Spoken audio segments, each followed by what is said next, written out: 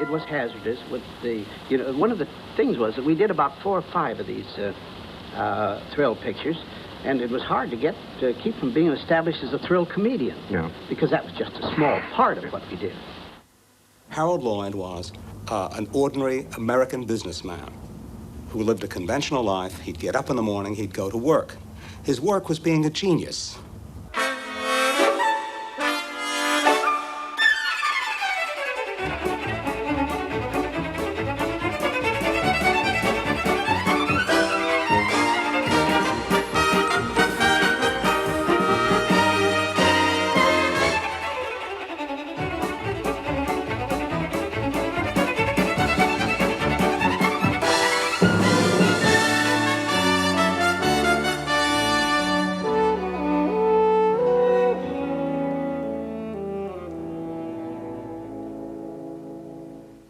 I would say he was one of the most charismatic innovators of film comedy in the early days. The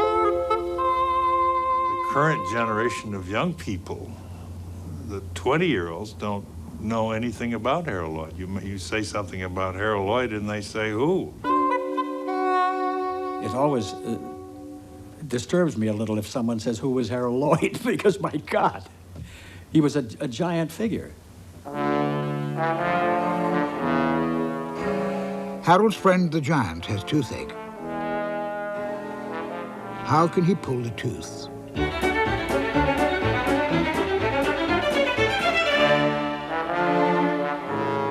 Harold Lloyd always began with a simple idea and built his gags upon it.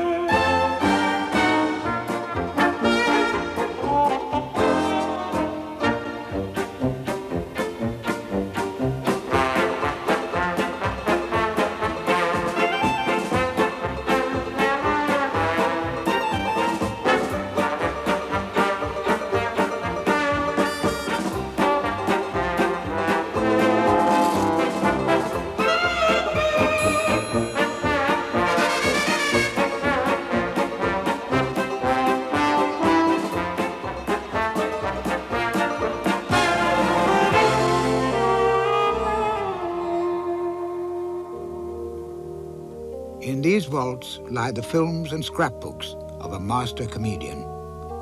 Once he rivaled Chaplin. Now Harold Lloyd is hardly more than a name in the history books. He was not a born clown. He had none of the childhood vaudeville training of Chaplin or Keaton. Yet he made more films than the two of them put together. He became one of the richest men in Hollywood. He was born here, in Burchard, Nebraska, in 1893. A classic American success story. Lloyd liked to recall the Tom Sawyer quality of his boyhood. Harold's family were poor people, and Harold really learned to live from hand to mouth. He often had a story to me that he learned the value of a nickel by going to a bakery and getting a sugar donut. And maybe some of this hand-to-mouth existence had a lot to do with some of his future experiences in the motion picture business. The poor kids always come out ahead by being smart. Harold's father ran just such a lunch counter as this, one of many ideas that failed.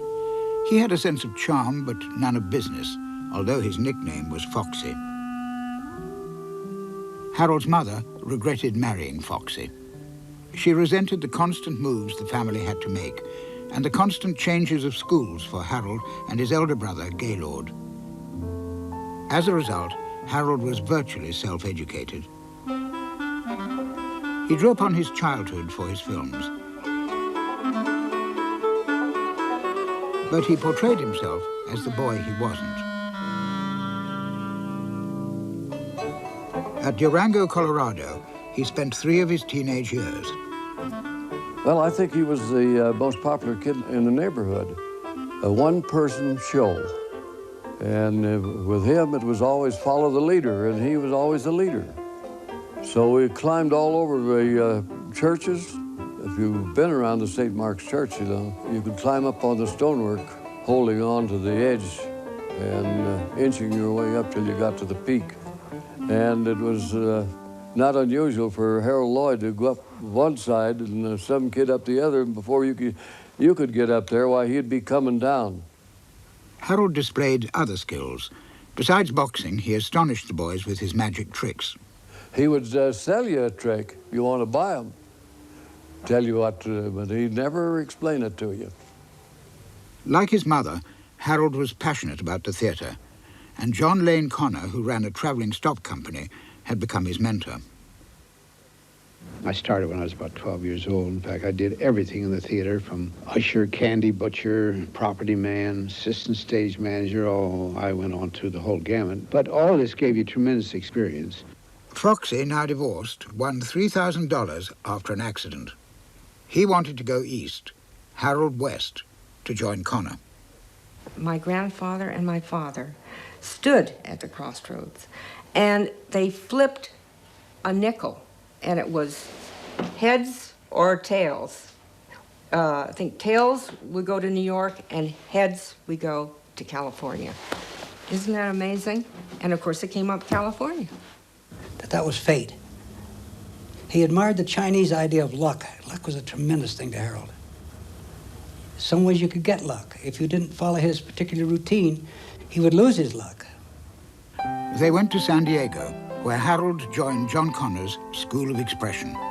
He also enrolled in high school and acted in school plays, determined to become a great dramatic actor. The Edison Company visited San Diego in 1913 and asked Connor to provide extras. Harold Lloyd's first appearance on the screen. He's the Indian serving drinks in the background. Hardly noticeable unless we enlarge the frame. But there was no more work like this.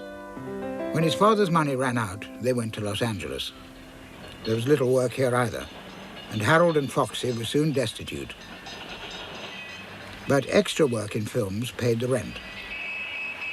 And so Harold went to Hollywood on the streetcar and met the man who had changed his life, Hal Roach. All of the extras are looking for a job or in the street in front of the Universal, and Harold Lloyd and Frank Borzage, who afterwards was a very big director, and I were there, each having a different way to get a job. Harold Lloyd had a friend that made little pictures of him on Main Street, and he took every makeup he could think of, and when they were casting, where there was an Indian or a cowboy or whatever it was, he had a picture for that makeup, and he'd show the assistant director. And I remember one time going to the old Biograph, to the casting director there, and I took out this little portfolio of mine, and he said, Lloyd, you're not the picture type. It was one more setback, but he persevered. He finally broke into a studio by subterfuge, an experience he turned into a comedy 5 years later.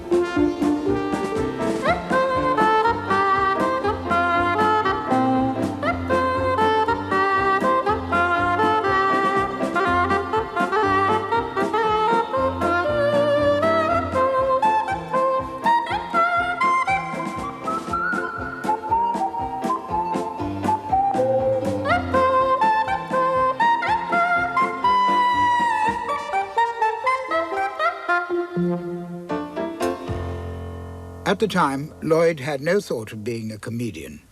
He worked hard at straight roles. At the birth of Samson, Roach and Lloyd were the chief eunuchs. They played Hottentots together in this Wizard of Oz story. Then Roach landed a bigger part, the Cowardly Lion, and a windfall. finally I got to the point where I owned my own company. And the first person that I engaged was Harold Lloyd, for a very simple reason. He was the best hard-working actor I ever saw. They became close friends and started learning together how to make pictures. We picked the people up on the street corners, that is the actors and the cameramen and so on. And we made pictures in the park, pictures on the beach, pictures in somebody's backyard and so on. But we didn't have any studio until we sold the 3 dramatic pictures to Universal at a profit. Eventually, they shared studio space at the old Bradbury Mansion in downtown Los Angeles, where an actress called Jane Novak had just been turned down for a job. These 4 young men were sitting on the floor across the room from us, and one of them came up and asked me how I would like to work for him, and it was Hal Roach. Roach cast Jane Novak in a number of comedies with Harold Lloyd. Roach had quarreled with a comic he'd engaged, and Lloyd agreed to help out.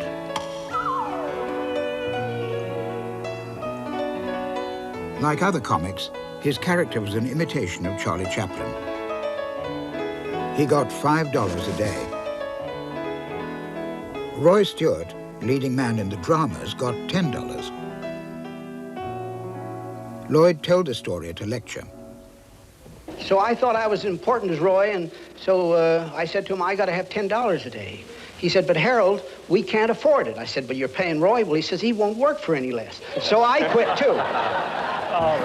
And that's how I went to Sennett. Max Sennett had discovered most of the great comedians. He hardly noticed Lloyd. But at least Harold learned to pratfall.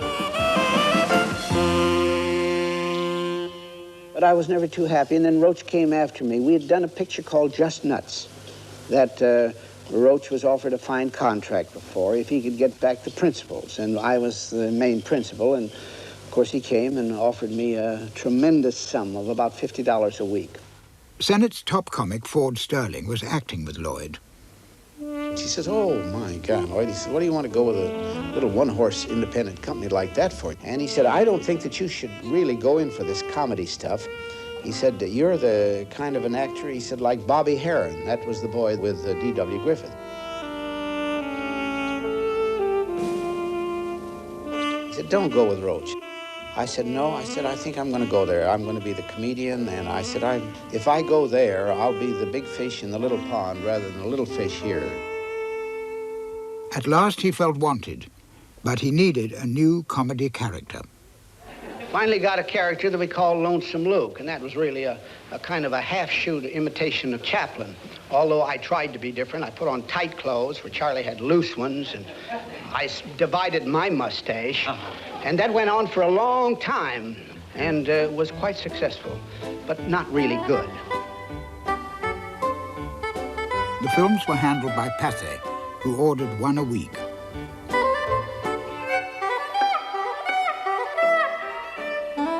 Roach himself directed and surrounded Lloyd with a stock company, including a 15-year-old leading lady, Bebe Daniels. And a comic from Australia, Snub Pollard. Their comedy was knockabout, Lloyd's character aggressive.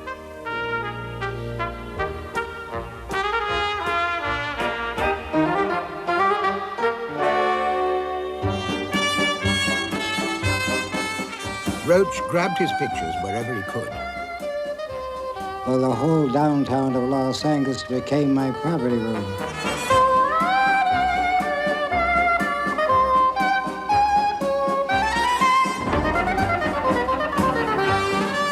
When the Navy opened a battleship for recruiting, Roach grabbed that too. No one cared about the sailors in the background, more visible in this enlargement. Audiences didn't care either. Luke was now Pathé's star comedian, as Andrew Stone discovered when he ran a theater for children near San Francisco. All the shows I ran, Lonesome Luke's with Harold Lloyd seemed to be the most popular, even more popular than the Chaplins. He seemed to have more gags than Charlie Chaplin, although, of course, he didn't have Charlie Chaplin's style. But I had the feeling that I would never get any farther with Lonesome Luke than I had, because underneath it all, he was a comedy character that couldn't possibly rise to the heights that Chaplin had. And in some ways, while you didn't directly try to imitate Chaplin, he was a character that dropped into that category.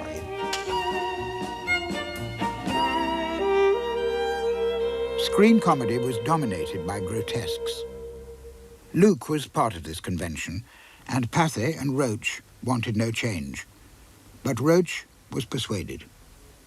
This actor that played the drunk for us came on the set with a pair of glasses without any lenses in them, but it completely changed his entire character.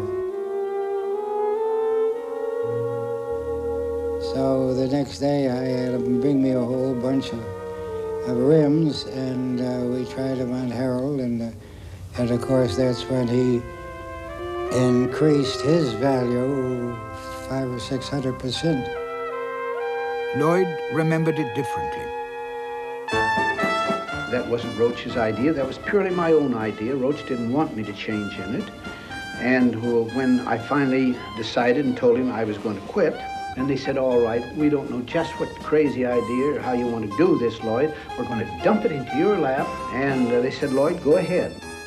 New clothes, but hardly a new character. A certain style, but the same old knockabout. For Lloyd was still playing Lonesome Luke, with glasses. As a comic, he was a slow developer. But in 1918, audiences liked his slapstick just the way it was. My sister and I used to go every week. We loved, I think, seeing his films because there was so much fast, visible action. We had a lot to talk about when we got out of the theater. Do you remember the spot where, and we would start describing this, and each of us would fight to get in our favorite description, our favorite event.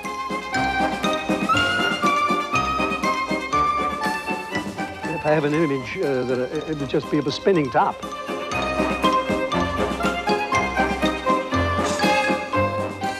But in this sort of film, anyone could wear the glasses, and did. When Lloyd quit the studio, Roach put the glasses on director Alf Goulding, but not for long. The row had again been over money. Lloyd won a new contract, and then he saw a film he'd never forget. This film, about a meek parson who becomes a fighter, gave Lloyd the idea for the glasses, so he claimed. But it came out a year later than he remembered. What it must have given him was a clue to his character. The new Harold Lloyd would be more human, more ingenious.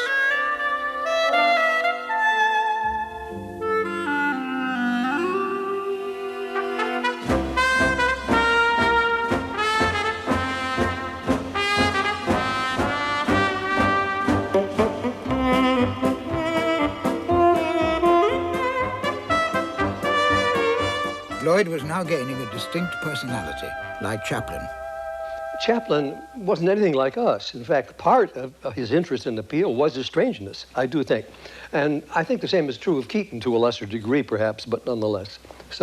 But Harold Lloyd was very much like us. He was like our friends. He was like the kids we knew on the block. Thanks to the glasses, romances were more convincing, his personality more appealing. The idea, you could think of a person wearing glasses as being an erudite, studious person, but you didn't have to be that way, therefore it belied your appearance.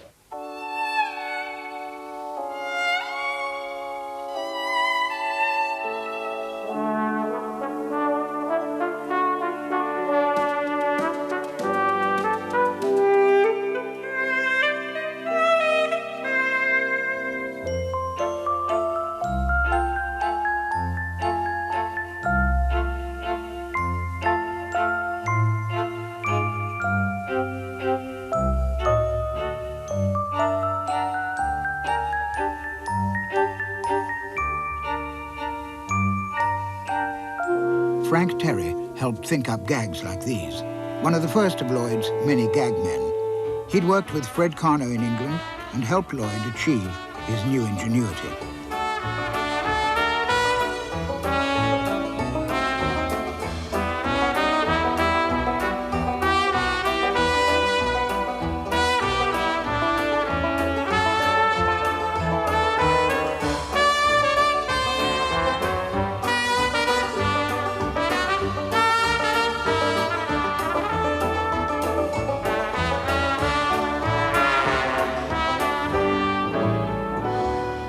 Hal Roach was now just one of Lloyd's directors. As his studio expanded, so did Lloyd's production team. Roach took Snub Pollard for his own series, making Lloyd a star on his own, with his leading lady, Bebe Daniels. They had worked together for 4 years. Was their relationship anything more than just professional? Just professional? No. What's another word for it?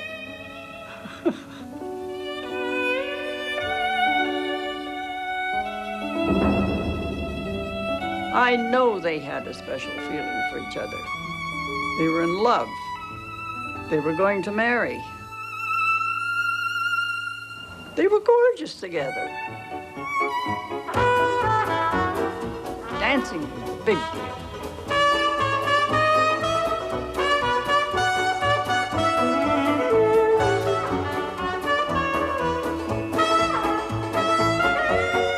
They gave contests, and Harold and Bebe used to walk away with the cups.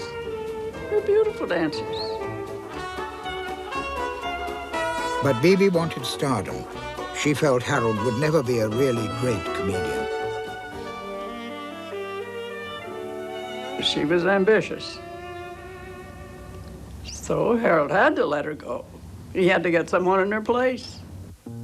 Lloyd chose Mildred Davis. He'd seen her in this minor comedy.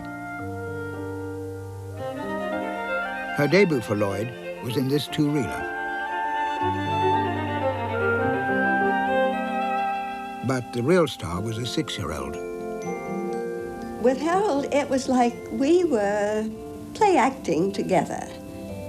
And he could have been an older brother, an uncle, somebody I really was attached to. It was so easy that now I look back, I know it was a very special kind of relationship.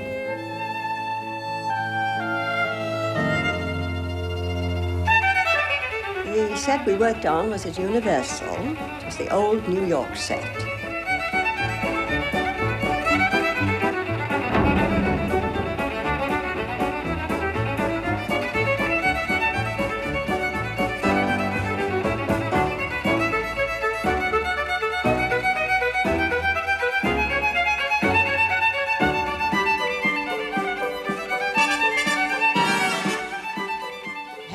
Very inventive and had a sense of how he wanted things done. In a sense, I think he directed to some extent. Lloyd was no longer just a comic who copied others. He directed his directors. And he was becoming an influential filmmaker. One who would be influenced was Buster Keaton. Lloyd, Keaton.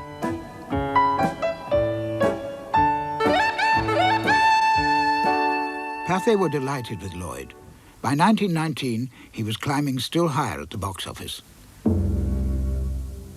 That same year, he began a film in which he tried to kill himself.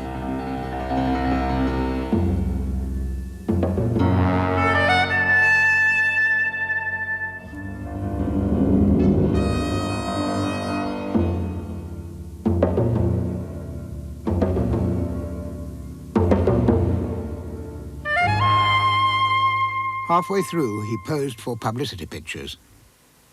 Roy Seawright was at the studio. He's looking around. Right beside him was the prop table, covered with dishes and so forth that needed on the set. And among the dishes and so forth was a prop bomb, a typical Bolshevik bomb with a long white wick. he took out a cigarette and lit it. And then he took a puff, and then he looked over the table, and you could almost see it hit him again. So he reached over and picked up that bomb, brought it up here, looked at it, and then put it up against his cigarette and lit the bomb. Then I realized that it wouldn't make a good picture.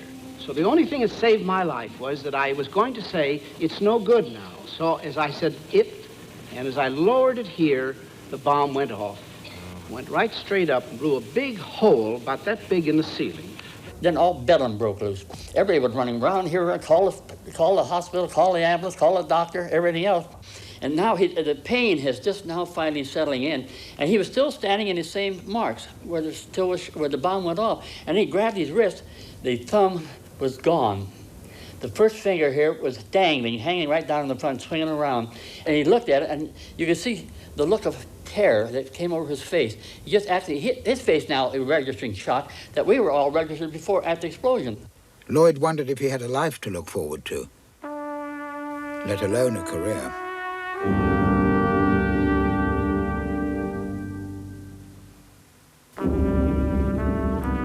Harold Lloyd's career seemed to have reached a catastrophic end after the explosion. An end foreseen, strangely enough, in one of his old comedies. He was not depressed. He was just like the usual Harold.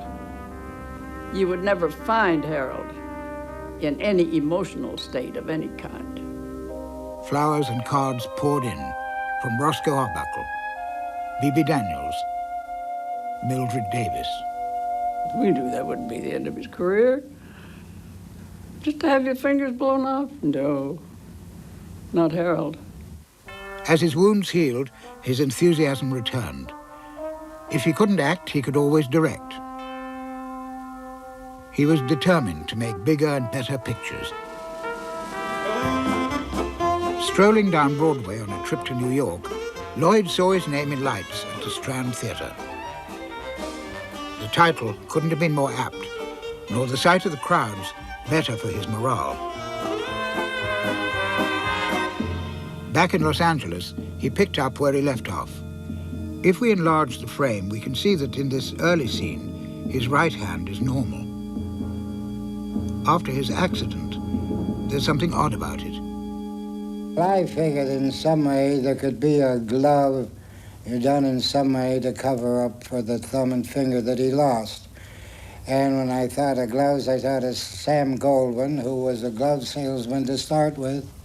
Goldwyn recommended a firm which created a remarkable glove, fine-fitting, with two fingers stitched together, inside which was a false finger and thumb.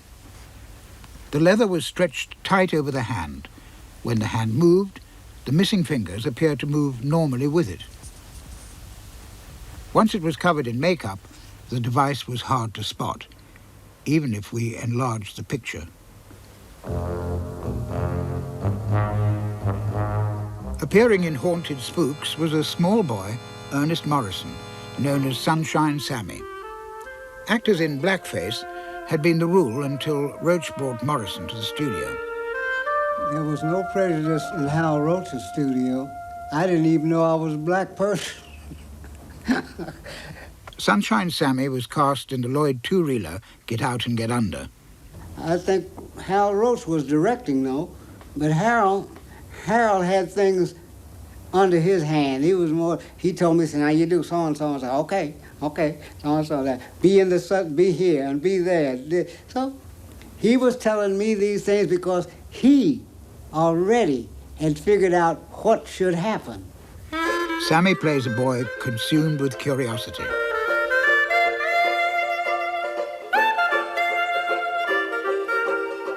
He'd have been kicked out of the picture by the old Harold Lloyd, but the new Harold plays with him. Lloyd has found his character and his style.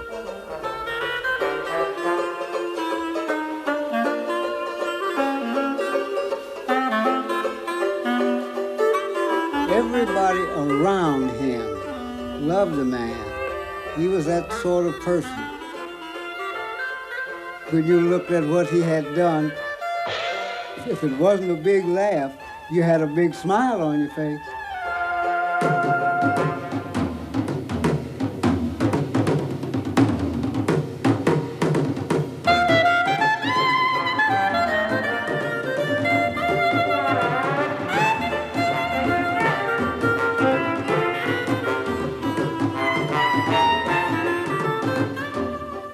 Harold was a perfectionist. Everything he did, he took time for. He never did a thing in a hurry.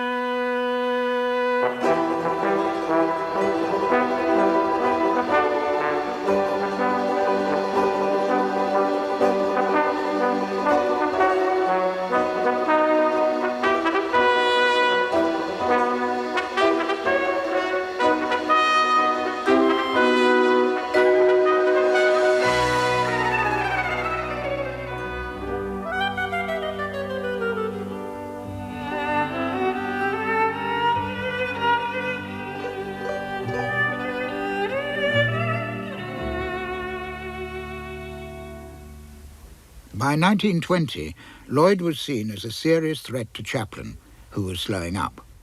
Lloyd's output was higher, and he developed an efficient system. A vital part of that system was the preview, showing a film to an audience to judge their reaction. Lloyd came to depend on the preview, once cutting a whole reel from a three-reeler. A Sailor-Made Man was previewed at 4 reels. The audience liked it so much, Lloyd left it that way. Accidentally, his first feature-length comedy. But we didn't think we wanted to make long pictures, so the next picture we started as a 2-reeler. And that was probably one of the best pictures I ever made, called Grandma's Boy. This was the first film in which Lloyd decided character was to be more important than comedy. He played a hopeless coward, something he'd never done before. Lloyd must have been impressed by Charles Ray. He often played the timid young man who becomes a hero, a favorite Lloyd theme from now on. Harold's grandmother gives him a talisman belonging to his grandfather. It had made him a hero of the Civil War.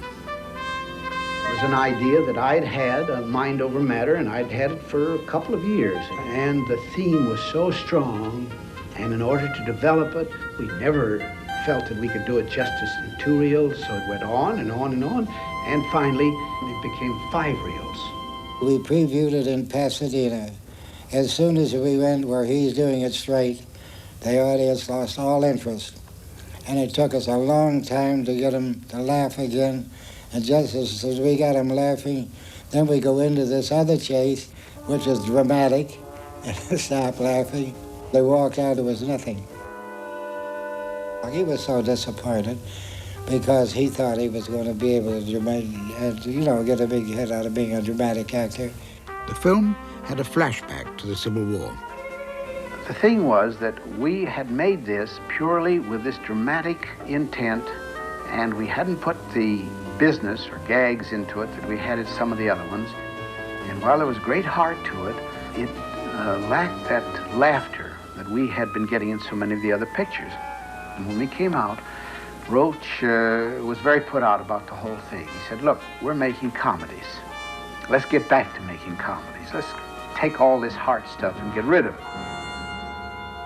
And 2 o'clock in the morning, I said, Harold, we got a great picture. All we got to do is to make 2 sequences over.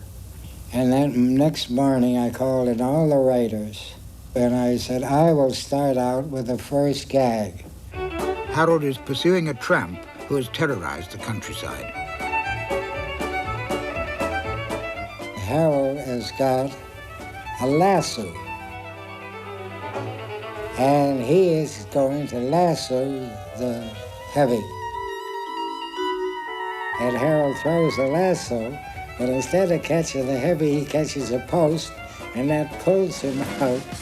So now he's alone with a guy that he's scared to death of. Roach was perfectly right that we should have more laughs in it. And I was right that we should leave the heart in it. So we went back and we embellished the picture with probably about 20 new pieces of business. Harold Lloyd was not a comedian, but he was the best actor to act the part of a comedian of any person I ever saw. Harold is wearing his grandfather's suit, which he suddenly realizes is full of mothballs.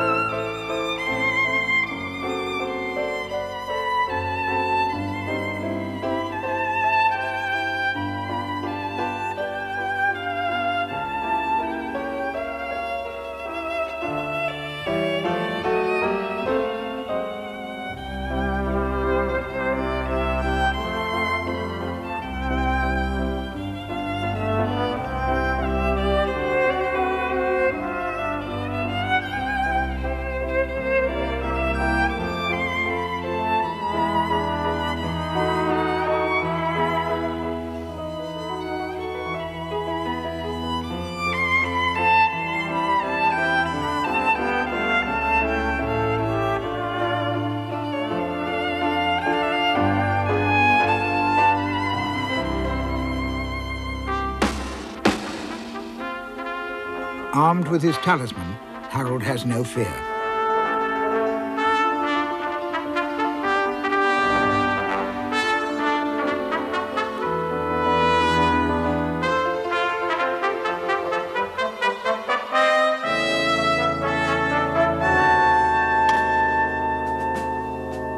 Not until the very end does Harold learn the talisman is a fake. The courage is within him. It had taken 6 months for Lloyd and director Fred Neumeyer to complete the film. It was a huge success. Chaplin and Keaton praised it highly. So did the critics. It launched a new style of feature comedy.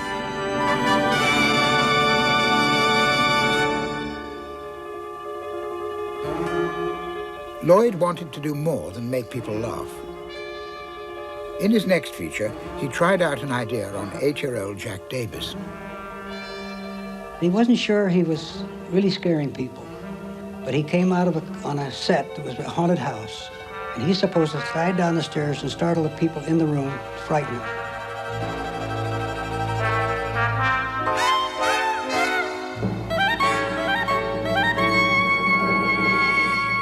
And he put me there. This was not shooting. We're not on film. And he wanted to know if it would frighten me. And I cried when he jumped at me.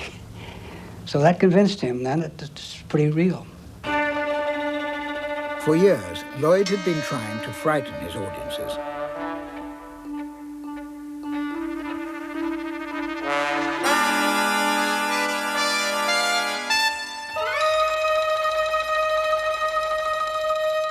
His thrill pictures came about thanks to the topography of Los Angeles. The Bradbury Mansion studio was built on a hill. The Hill Street Tunnel ran beneath. Streetcars carried people up the hill to a terrace. This shot was taken on the terrace overlooking Hill Street. Hal Roach came upon the effect by accident when he was trying to film a simple shot of 2 people on the terrace.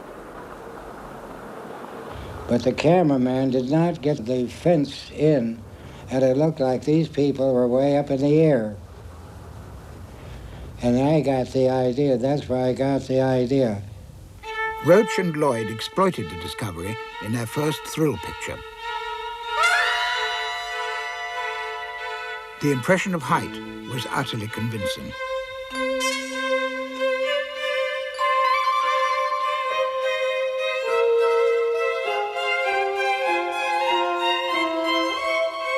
In the next thrill picture, a sleepwalking Mildred leaves a drunken Harold stranded.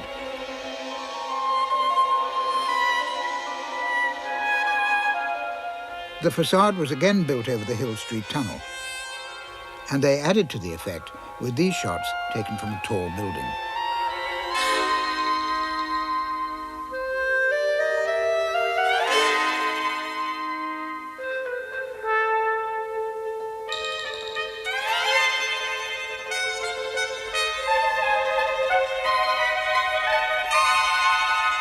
Thanks to a more elaborate set at Hill Street, Never Weaken took the terror still further.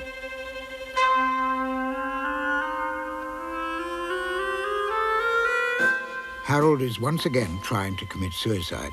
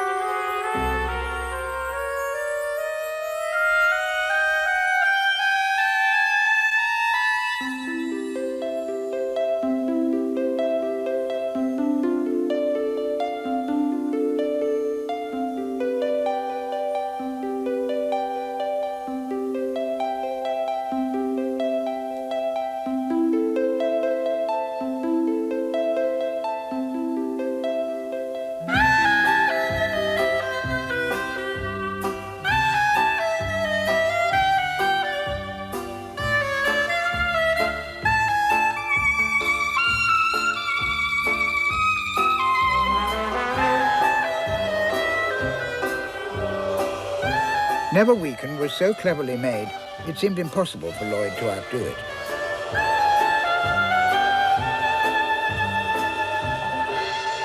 But the 20s were an age of stunt performers and what were known as human flies. Lloyd saw one in action in Los Angeles. There was a tremendous crowd there, maybe 200 or 300 people or more. And I inquired what was going on. They said, a man's going to scale this building. And I said, really? So I stood around and sure did. They came in, they had a ceremony, they introduced him, and he started climbing, and he got about 3 floors, and I couldn't stand it anymore. I just knew he was going to be killed. So I went around the corner where I couldn't see him, and lots of people were up there too, and I said, where is he now? I said, oh, he's about the 5th floor. So I peeked around and waited until he finally got to the top.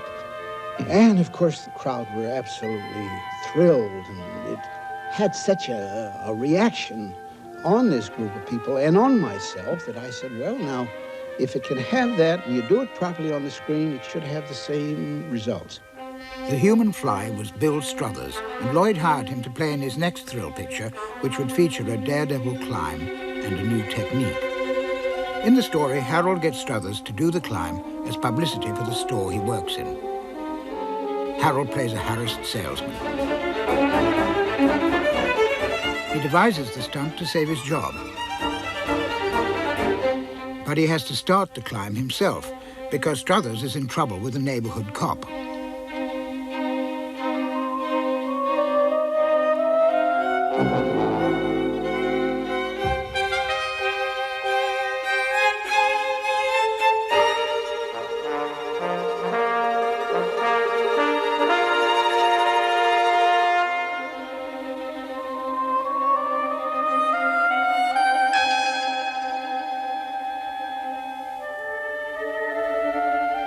Urged on by the crowd, Harold faces more than just a climb. Lloyd and his gag men put in his path every peril imaginable.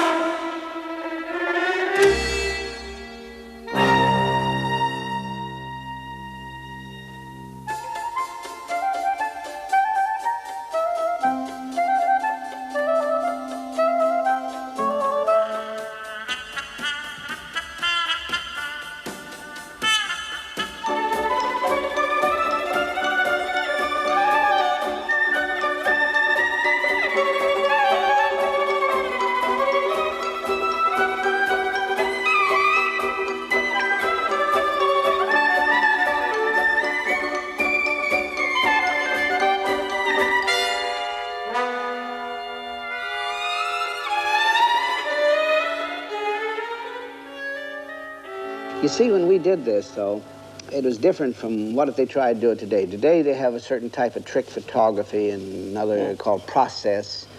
We actually did this in those days. I was up just as high as you see me in the film. How could he be? The Hill Street Tunnel was never so high. Lloyd allowed no photograph to reveal his secret. But pictures of a later climb from his sound film, Feet First, were found in his vault. These show facades built perilously near the edge.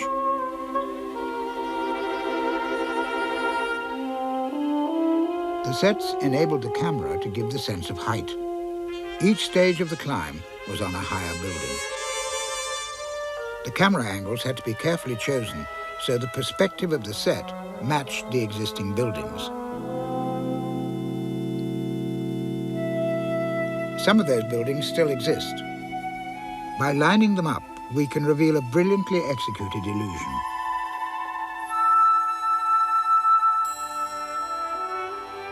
The set is on the opposite side of the street to the real buildings. For some shots, a platform was also needed.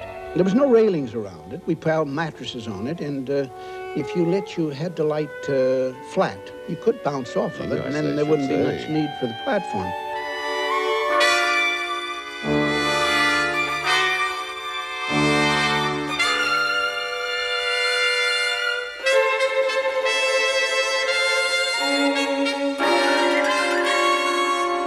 Only one person survives who saw the scene being shot.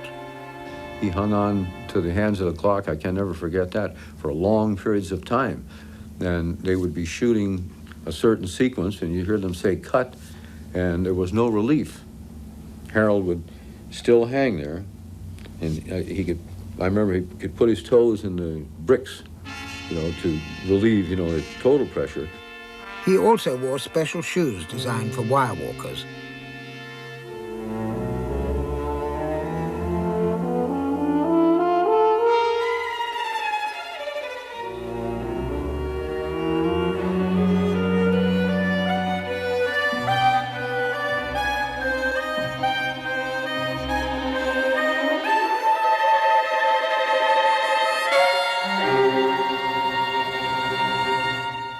The long shots could clearly not be done by Harold Lloyd.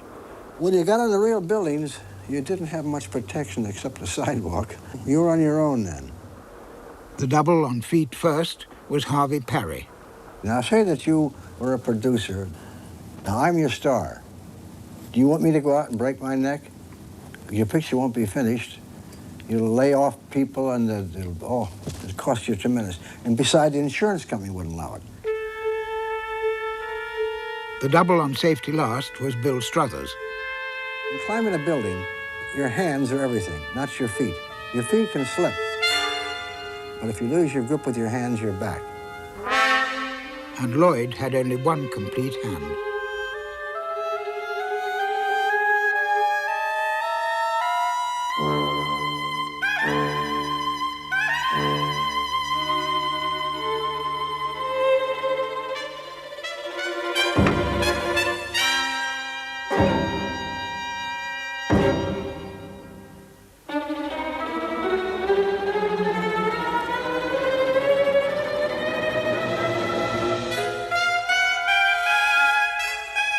The reaction to the film was unprecedented. People fainted. Nurses were on duty at theaters. Harold becomes a hero.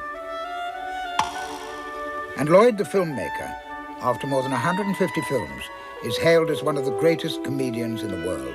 And he has one last trick, what Lloyd called the topper.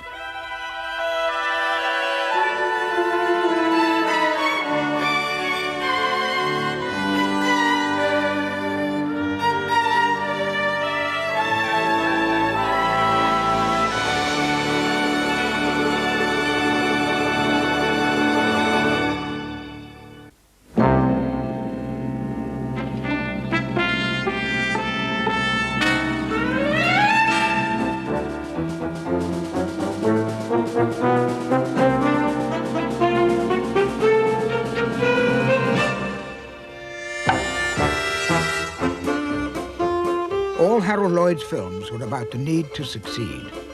The Freshman was Lloyd's most successful comedy. He had tremendous energy. He was a perfectionist. He really wanted to always, he had to excel in everything.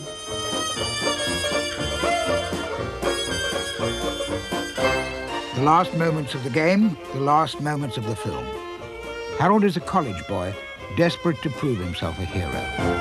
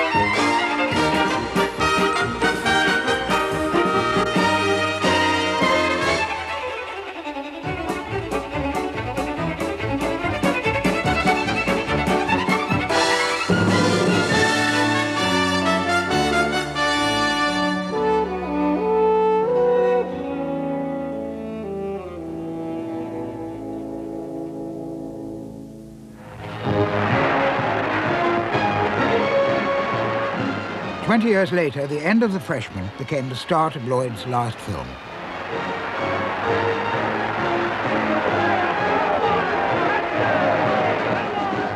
And at 53, he could still play the college boy. Harold Lloyd was one of these guys, we all know somebody like this, who, when he gets older, seems young. I want to see you. What? I want to see you as soon as you get through college. He never grew up, did he? He was a kind of a Peter Pan. Who are you? I didn't quite catch the name. I may not look just like it, but I am Opportunity. Oh.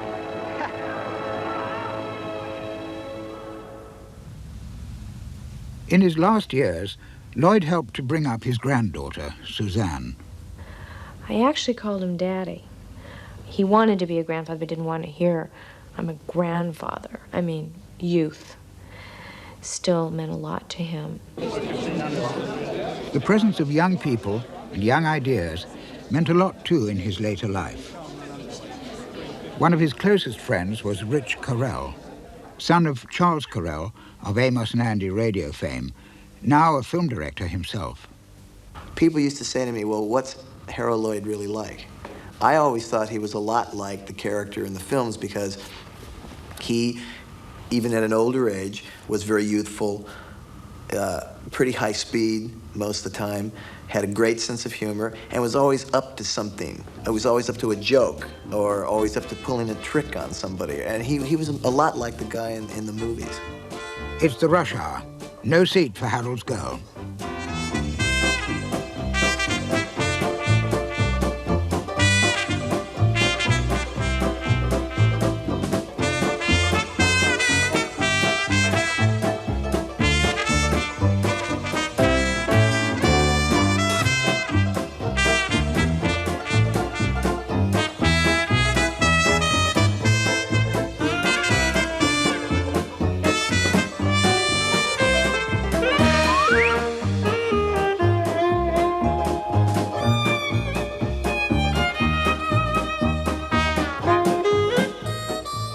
Lloyd kept control of all the films he made, but in his vault they were in a state of disarray. And when we were in the vault, we said, look, would you mind terribly if Dave and I put this back in order for you? So the negatives are in one vault, and the prints are in another, and the nitrate's in a safe place away from the rest of it. And he said not only would he not mind, but he would pay us to do that, which was unbelievable. It was a great gift. We couldn't believe it. And then in the course of it, we would start to screen the pictures, and he would attend the screenings, and he'd say, you see, that's the thing. That's where we did this, and that's where we did that. Their enthusiasm delighted Lloyd, who feared people had lost interest in his films. In the original days, the name Harold Lloyd brought lots of people into the theater, and they expected a quality product and got it. But later on, when those films sat in a vault for 30, 40 years, and People didn't know who they were.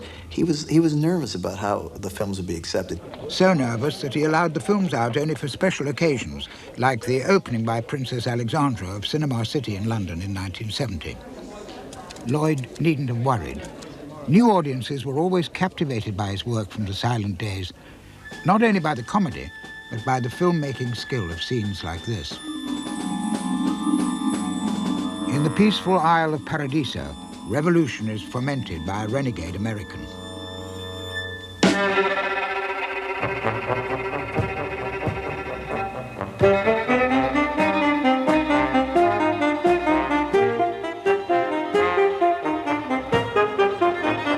Oblivious to all this is Harold, a rich American tourist.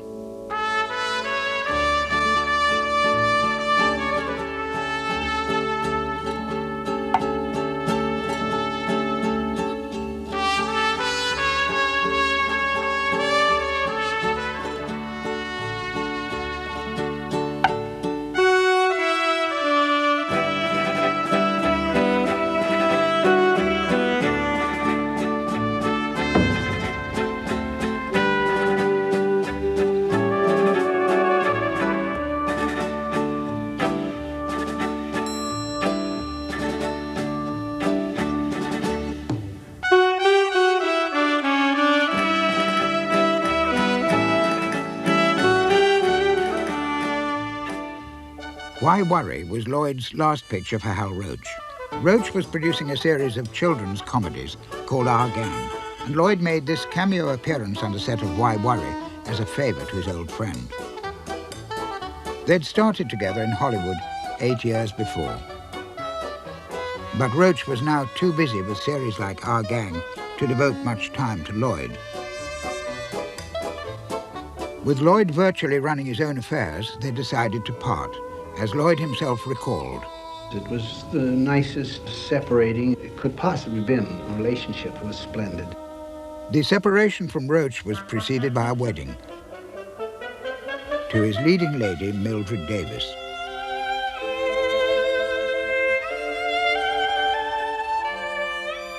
They were married in 1923, and Mildred retired from the screen.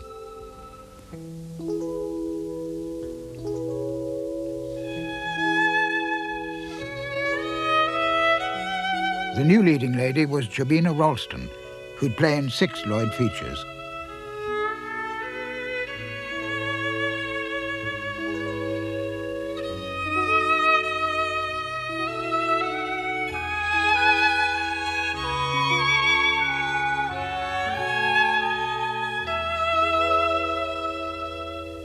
In their second film together, she's about to marry the wrong man, a man Harold knows is a bigamist. Harold is desperate to stop the wedding.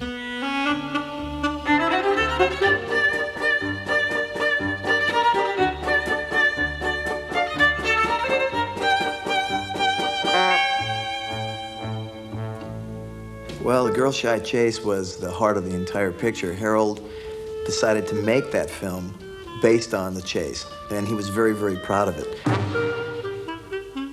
In most of his films, Harold has a handicap. In Girl Shy, it's a crippling stutter.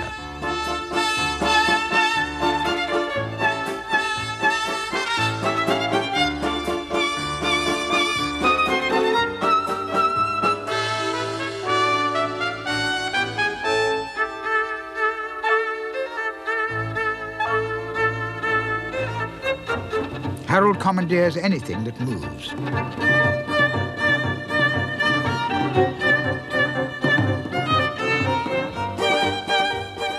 He was doing a bit on the back of a fire engine that was running away, and he was trying to get to the wedding and trying to go on the back of a fire engine at this point, and he started to grab the end of a hose that came loose in his hands, and so he was pulling and pulling and pulling. It had a big brass coupling on it, so it came loose and hit me in the forehead, and down I went rolling on the pavement and out for probably about 5 minutes. Somebody asked me if it was all right after. I said I could have got along without it, but... So they patched up his head, which had a big bump on it, and they went right back to shooting. And they went back to shooting the same gag.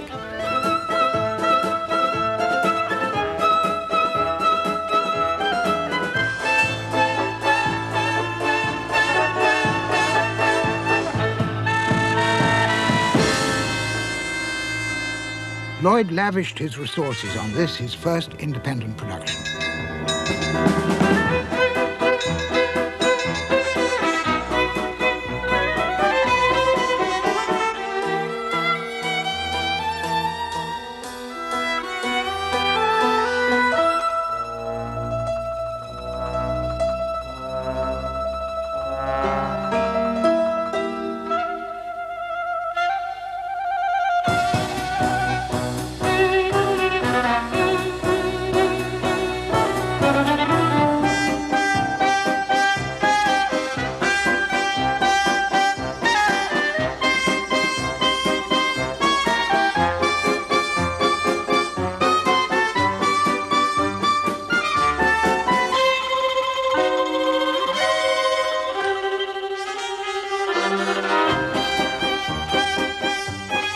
Harold did a lot of it himself. Hanging off the streetcar was really Harold.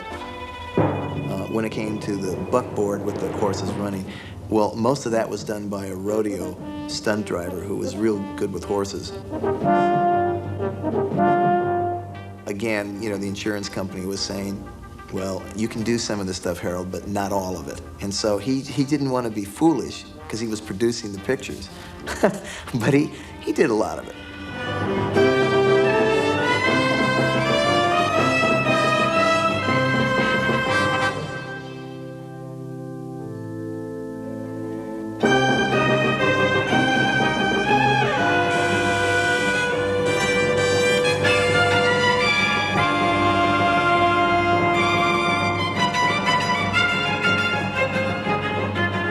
Working on the streets of Los Angeles was a challenge to Lloyd's filmmaking skill.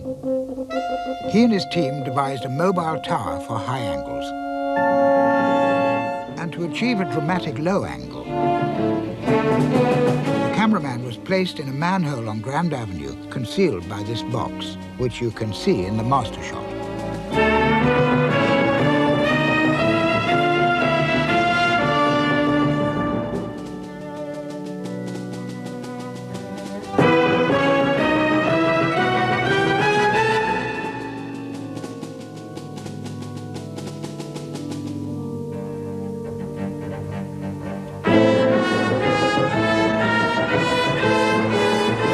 Lloyd's chase was a strong influence on the chariot race in Ben-Hur the following year.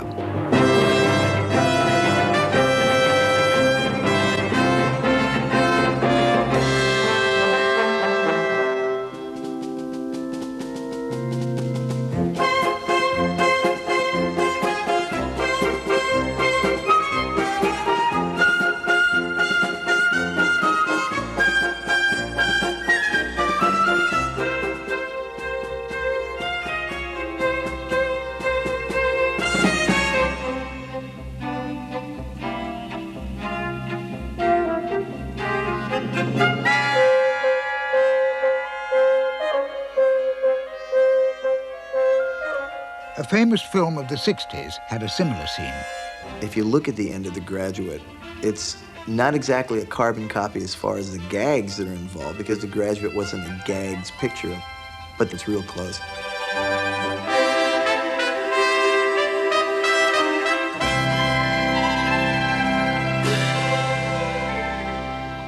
Shortly after Girl Shy was released, Lloyd's first child, Gloria, was born. When he came home, the whole place was just bedlam. You could hear his voice. He just loved to shout out, and we'd all come running, and his work was behind him.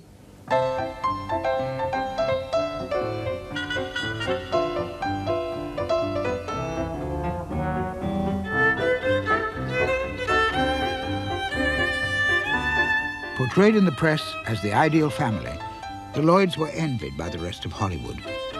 These home movies, however, were never seen in public.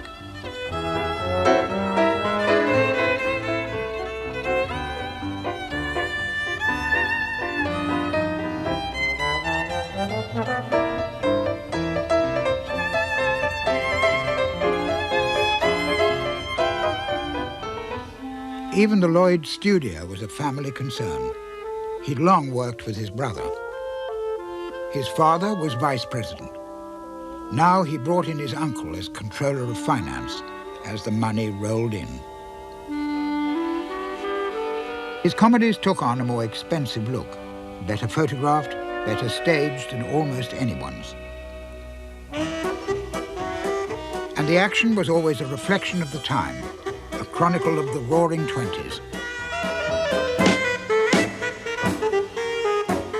Harold plays a man so rich, he's already bought his second car of the day.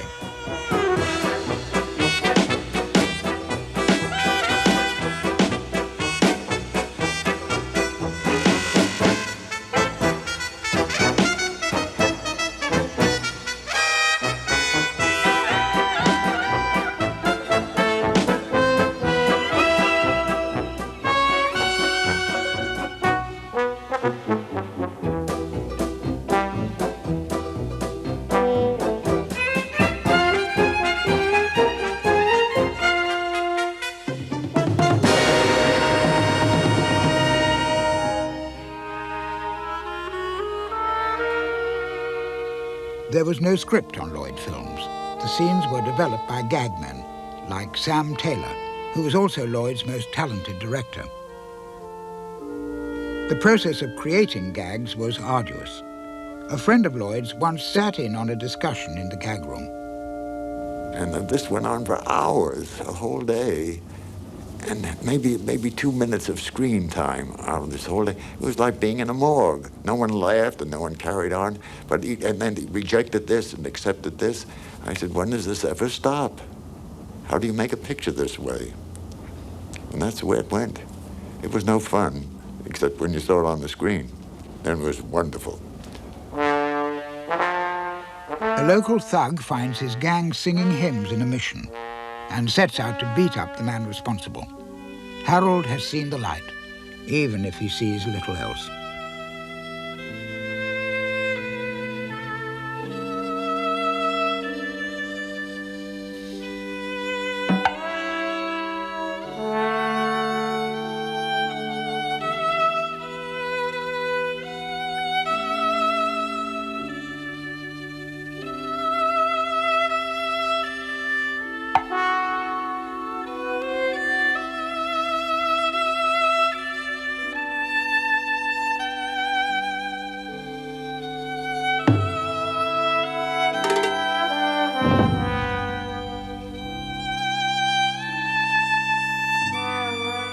He spent many, many hours, much like Stan Laurel did, in the editing room.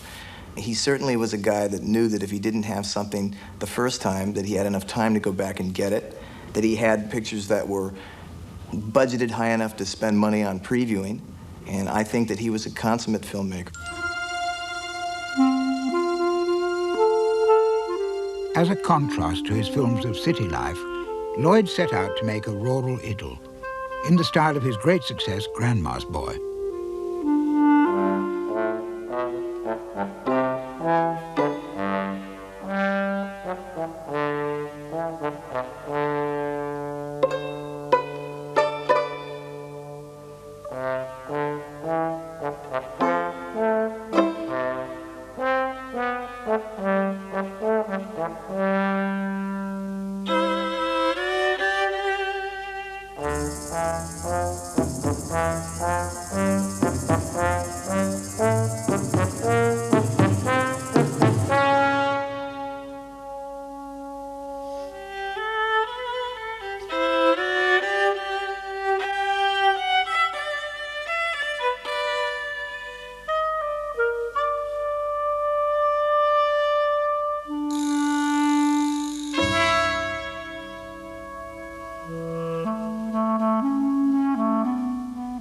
It's love at first sight. To take the scene into another dimension, Lloyd had his cameraman, Walter Lundin, mount the camera on a special elevator.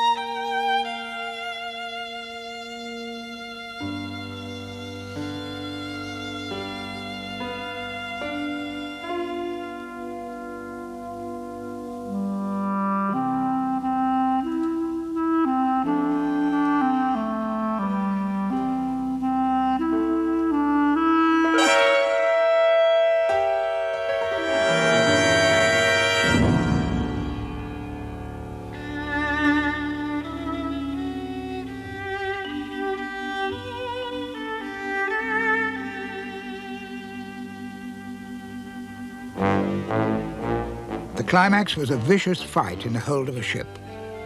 The kid brother proves himself, as in Grandma's Boy, but Lloyd played it with a ruthlessness he'd never shown before.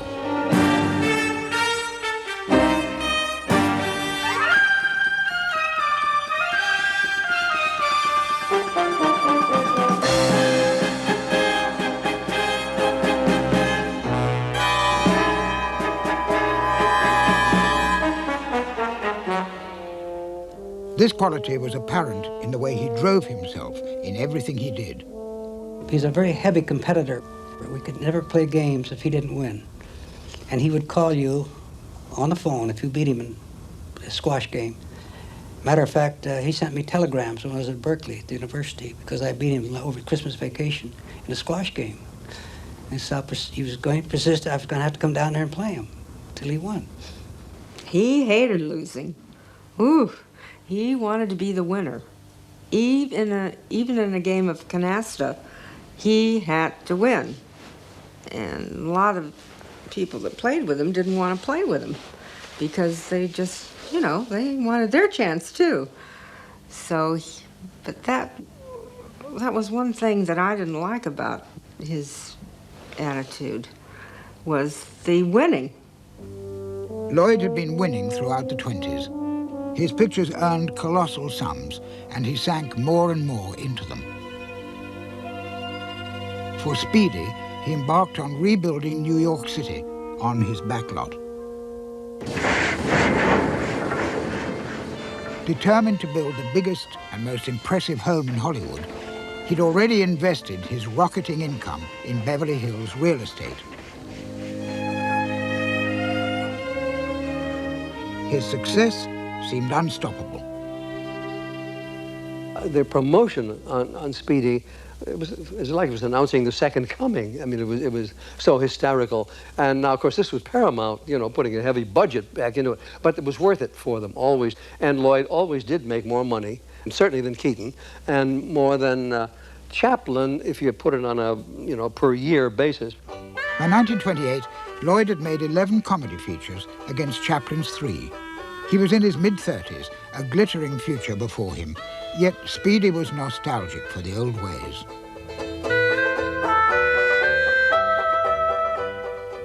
The last horse car in New York is under threat from a big corporation. Harold has to help his girlfriend's grandfather keep it running, at least once every 24 hours. Not content with rebuilding New York and California, Lloyd took his company to Manhattan for the main exteriors. The city was thrown open to him for a sequence intended to top even the chase in Girl Shy.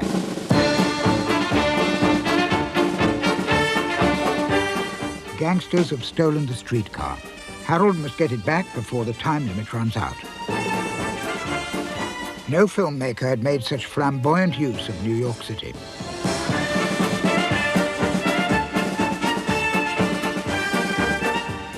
But location shooting had its perils.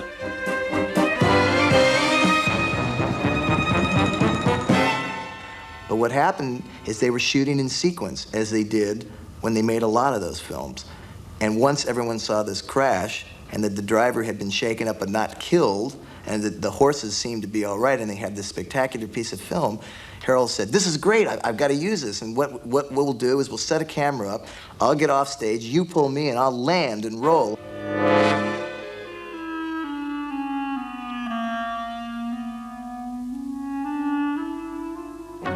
Everyone got together and they actually rewrote for that bit right on the spot.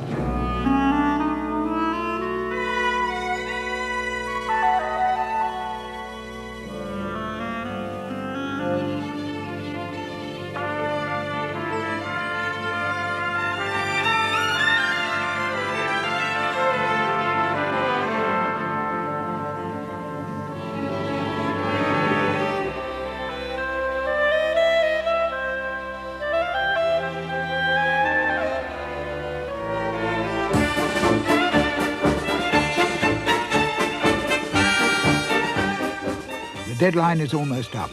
The gangsters, in a last desperate attempt, set a trap for the horse car.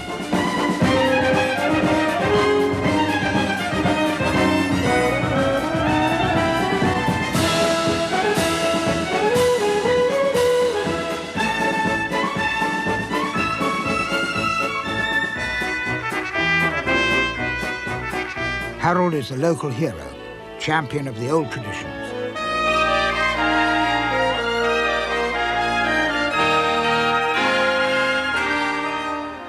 But the old tradition in the movies had already been shattered. The greatest threat to the style which Lloyd had perfected. He decided to meet the challenge head on.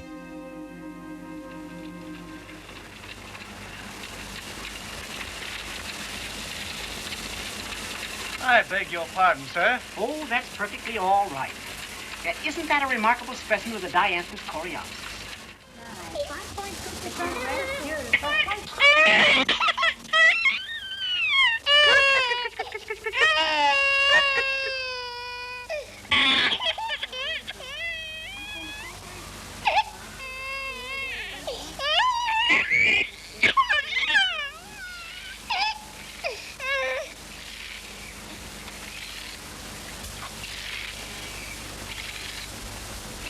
A silent gag with sound. Lloyd had almost completed Welcome Danger as a silent when he passed a theatre and heard shrieks of laughter. And he walked into a newsreel, a sound newsreel of just things happening on the screen, of bacon frying, of a man working with an anvil, of someone starting a crank on an old Model T Ford. And the sounds of these things coming over the loudspeakers put everybody into fits of laughter. This was actually during the production of the silent version of Welcome Danger. And at that point he said, stop, we have to make a sound picture, because if the sounds can get that much laughs, then who knows, you know, the sky's the limit.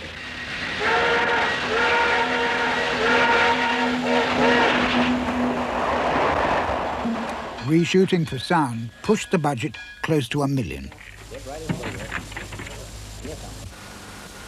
Besides sound effects, there were sound jokes. Newberry. Well, I've heard of raspberry and strawberry, but this is a newberry on me. Lloyd confidently planned a preview for New York exhibitors. The running was very bad. The film broke in several cases, and I had to go in the projection room and sync it up. It was a nightmare, all of it. Chief, where are you? Here on the stairs. Lloyd made a joke at the expense of the new talkies. Lots of sound, no picture. Wait, light a match. I can't find the next step. Hey, watch yourself. Look out. Oh, my. Oh, hey, stop shaking it. Don't be nervous, Chief. Well, somebody's shaking it. I'm not shaking it. Get a mattress. The film was a failure in every way except financial. Out of curiosity, audiences flocked to hear Lloyd talking. He felt convinced he'd found the right formula. In his next film, by reworking the climb from Safety Last in sound, Lloyd thought he'd consolidate his success with talkies.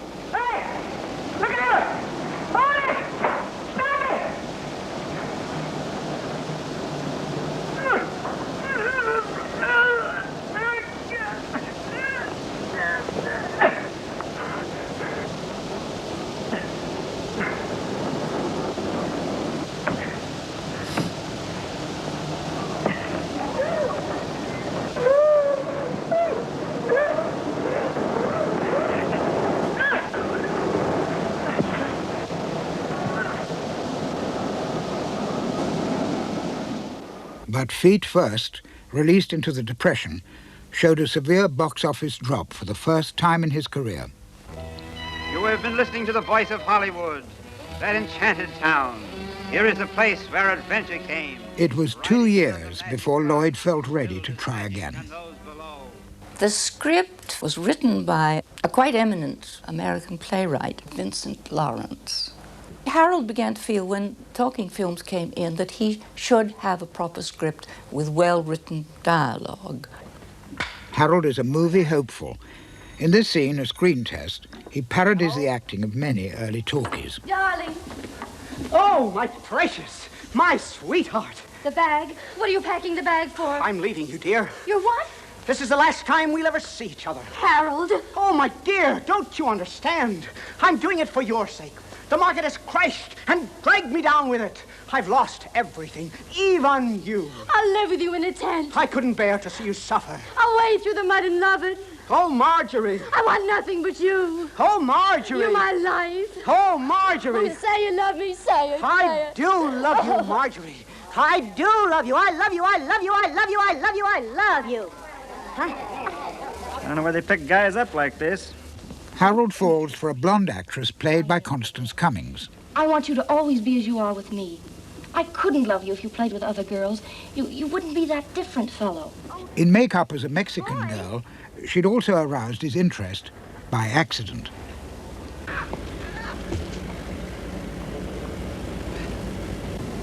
Not realizing the two girls are the same, Harold is involved in an intricate comedy of errors.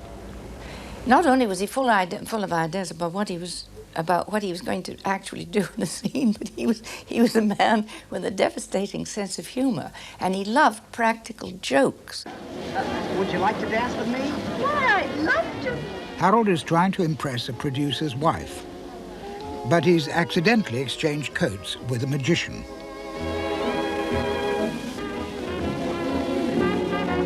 Oh, heaven! Oh, it was a bird. That's all right. Lloyd was a master at the comedy of embarrassment.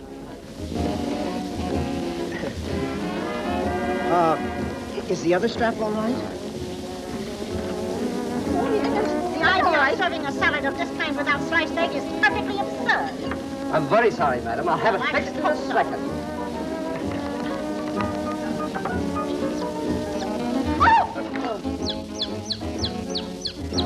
We did not do a lot of takes.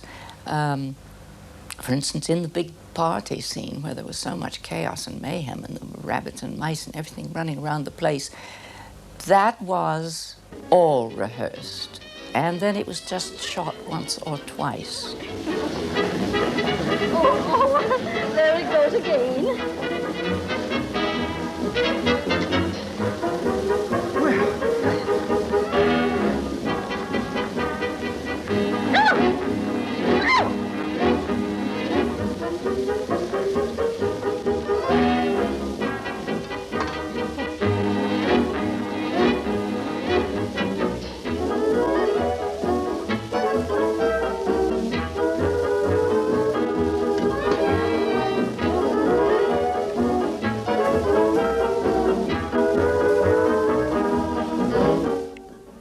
At last, Lloyd felt he had a successful blend of sight gags and dialogue. Personally, I think that was his best picture. That's where his decline started with Movie Crazy, because that picture didn't do well at the box office, did a lot less money at the box office than earlier pictures. Then he must have felt this is pretty hopeless. Convinced the picture was a hit, he went on a tour of Europe. He visited Ashenden coal mine in the north of England, where his mother's ancestors had come from. This coal we got down in the very depth of the mine. Is that right? That's right. And I can assure you that I'm going to put that in our archives and treasure it always. When he realized the film had flopped, he was shattered. He consoled himself with his estate and his family. He now had an adopted daughter, Peggy, and a son, Harold Jr.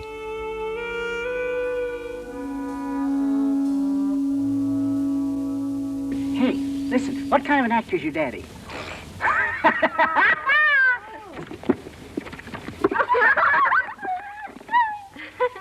Well, he was extremely affectionate to his children. He gave them practically everything they wanted, something he never had. Maybe he overcompensated because of that. He made these talking home movies for his family's benefit. Give it to him. The old tin type. Come on. There's the old tin type. It's the old tin type. Napoleon. Come on, sir. He was really a fun father. He was a strict father, a Victorian father in many ways, but lots of fun. Here Lloyd clowns with his father, Foxy. Can I smoke this for you?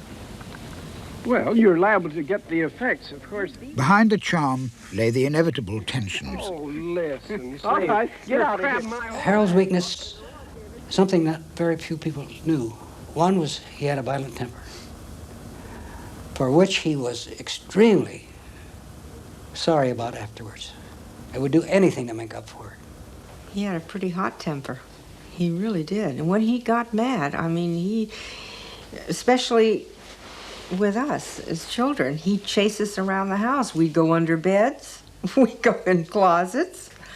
And, I mean, he wanted his way. You know, he thought we hadn't behaved. I never saw him blow it up on the studio. His output slowed to one film every 2 years. In the cast of The Milky Way was Lionel Stander. Now what? That's all, I quit. And he chose as director a veteran of silent comedy, Leo McCarey. McCarey had a peculiar fixation. He had to have a piano on the set because in between scenes, when he wanted to be inspired, he'd play the piano. For Lloyd, it was like the old days. Well, Leo belongs to my school, and we don't stick to the script. One scene required Harold to smuggle a colt into a taxicab. That whole scene was completely ad-libbed. We didn't have it in the script at all, and when we got there to shoot it, we didn't know what it was going to do. So Leo says, Harold, now we got the colt in there, you work to the colt.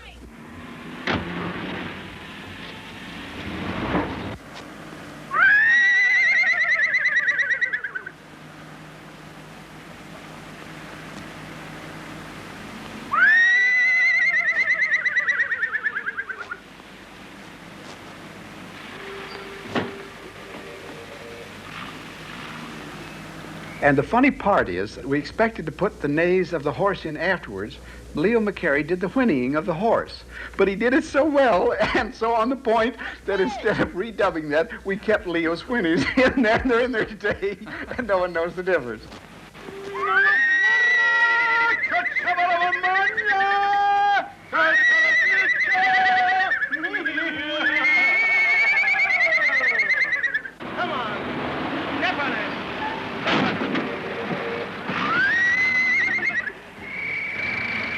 Once again, the critics raved, but the public stayed away.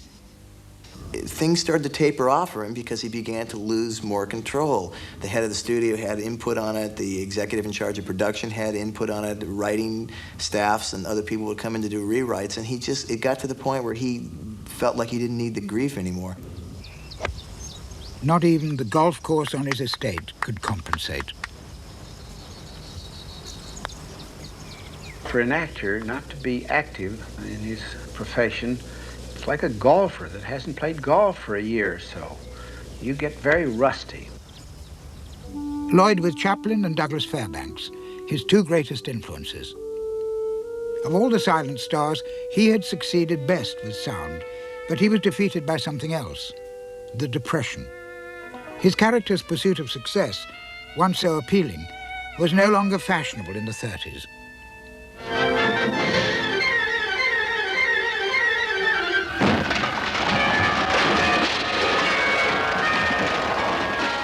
However hard he tried, audiences failed to respond.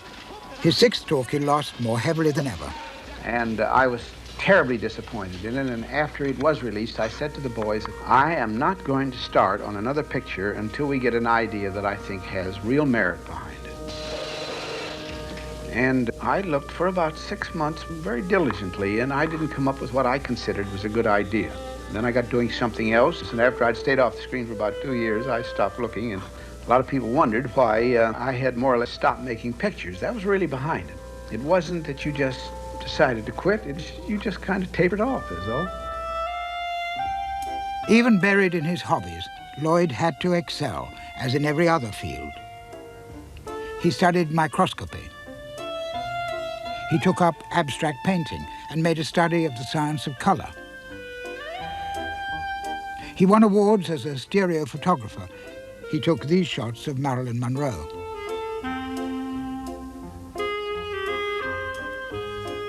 His film career seemed over. But Lloyd still had fans. One was director Preston Sturges. He had never forgotten The Freshman. He wanted to use it in his new film, a tribute to Lloyd's career. He wanted Lloyd to star, an opportunity impossible to miss. I want to see you. What? I want to see you as soon as you get through college. For Lloyd regarded Sturges as the industry's most brilliant comedy director. With finance from Howard Hughes, success seemed assured. Harold played the character from The Freshman. What might have happened to him 20 years on?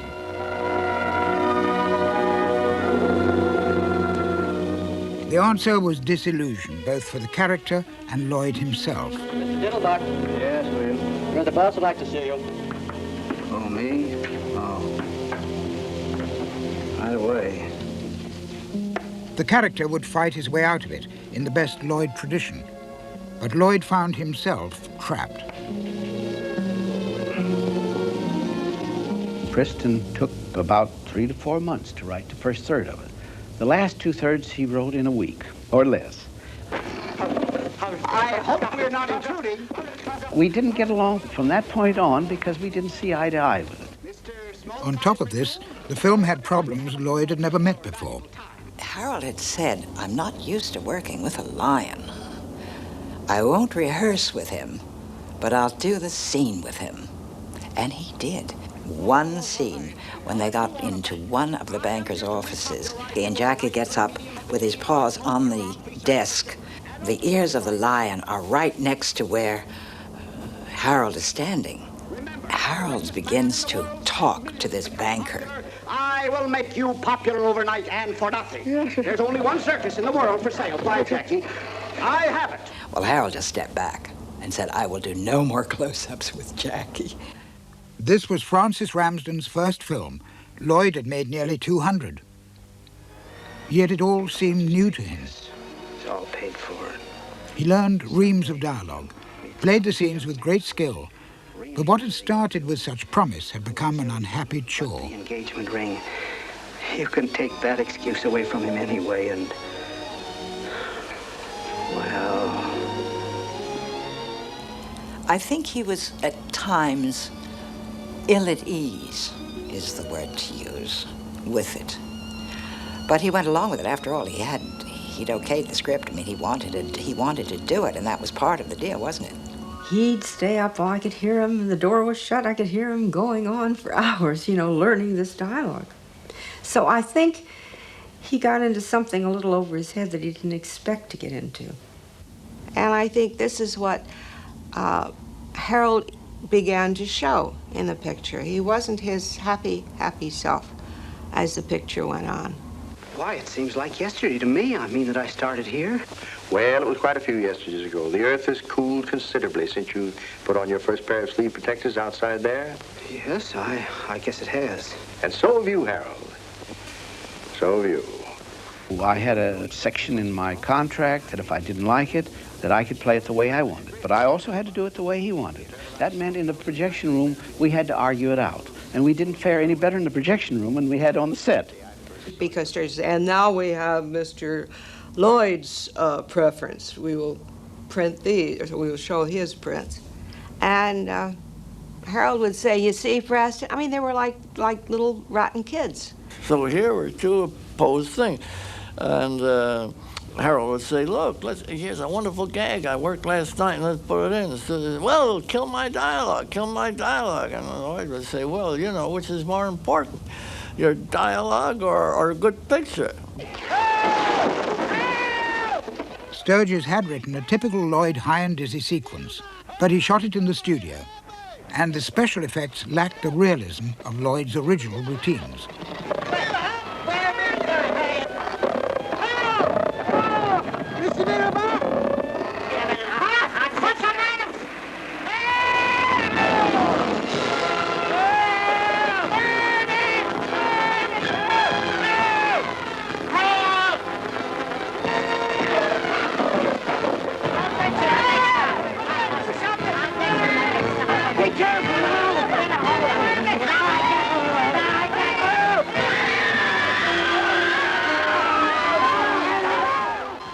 Howard Hughes pulled the film from release, took 3 years to recut it, changed the title, and diminished the name of Harold Lloyd until it all but disappeared.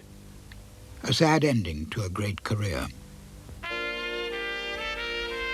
Lloyd embarked with his usual energy on a new career as Imperial Potentate of the Shrine, a Masonic group fundraising for hospitals for crippled children. In the 1950s, he received an honorary Oscar to a master comedian and good citizen, and an award from Eastman House presented by Jesse Lasky. And he helped the careers of young actors like Jack Lemmon.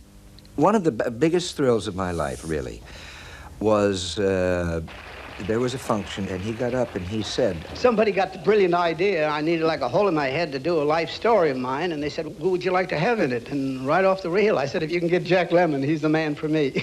I was floored, but I was scared to death. Now, it never did happen, so we'll never know, will we? And in a sense, I'm very relieved. I think that there is nothing in the world tougher. In looking back on it, I'll tell you the truth, I'm just as glad I never did it. With all my love and respect for Harold and everything else, I think the onus of trying to recapture someone who was famous because they were unique and alone and up there all by themselves. I don't want to do Chaplin. I don't want to do Keaton. I don't want to do Harold. Forget it. In 1962, Lloyd compiled some of his films into the world of comedy and took it to the Cannes Film Festival, where he received a standing ovation and yet another award. He was on top of the world, and he thought that he had been reintroduced to the world as a great comedian. And that led him to produce The Funny Side of Life, which was a critical bomb, and he could not handle that. He was totally involved with his films. He thought they were, if not the greatest films ever made, some of the greatest films ever made. And he could not understand why the public would not like them. And he pulled Funny Side of Life off the market. What Harold really wanted was people to accept him, younger audiences, to accept him and his work from the older days. Nothing was more exciting for him than attending a screening of a film that, for instance, a high school or a college audience got really excited about. It was incredible. I mean, they packed the rafters of this theater. I mean, kids were standing out in freezing snow to get in, and the whole theater went up in arms. I mean, I've never seen anybody react to the films like that. How can you escape feeling good when you discover that the new generations are responding so actively to what you've been doing all these years ago? And it encouraged him then to go on to UCLA and USC and show the films more extensively to students. I think it really spurred him on, and that he really knew there was a young audience out there who'd never seen his work and didn't have any, ideas of who is this. They weren't sure who they were going to see, so he had a clean palette to really start painting his picture on again. This new audience was usually amazed as well as amused. Harold is taking his family for a run in his new car, but his new car has run into one difficulty after another.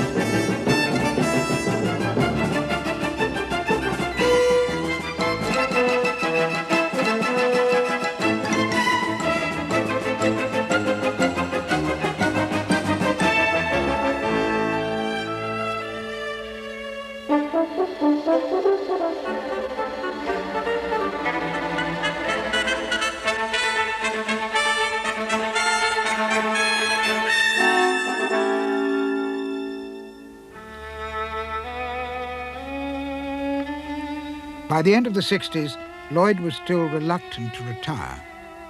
His wife Mildred had died, and he was resigned to the loss of the huge audience of the old days.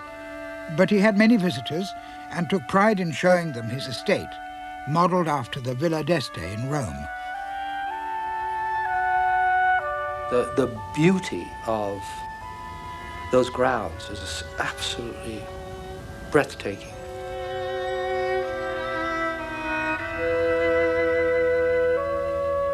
The way the waterfall fell right to the canyon floor and the canoe run and it was a fairyland. And it was an expression certainly of a man with a great childlike streak. But it was wonderfully carried off. I think the house was a major, major achievement in his life. And I think I have a strange feeling that it meant that to him. Otherwise, why hold on to it? Why never change anything? That did fascinate me, because you'd see a chair that would be, you know, a little worn and that. And he seemed to have a pride in the fact that it was an original. I respected that. I admired that about him. Lloyd fell ill in 1971 at the age of 77.